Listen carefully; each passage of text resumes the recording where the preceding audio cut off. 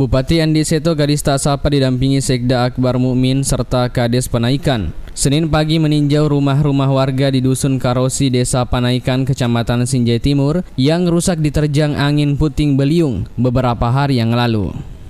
Bupati Andi Seto yang juga didampingi Kepala Dinas Sosial Muhlis Isma bersama beberapa pejabat OPD lainnya juga turut menyampaikan rasa duka kepada para korban atas bencana yang menimpa. Bupati berharap para korban bencana dapat segera didata untuk mendapatkan bantuan dari pemerintah.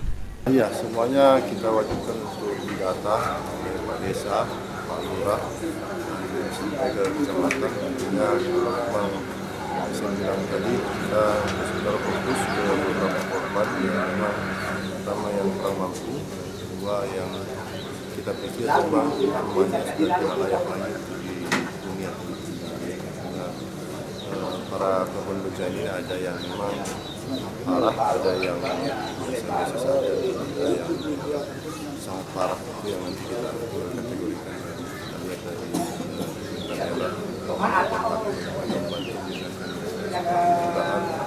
dalam waktu singkat bisa tinggal kembali.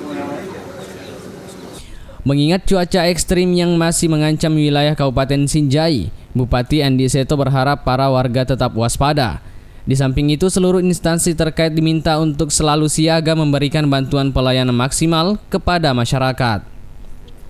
Saharudin Hasan, Sinjai TV.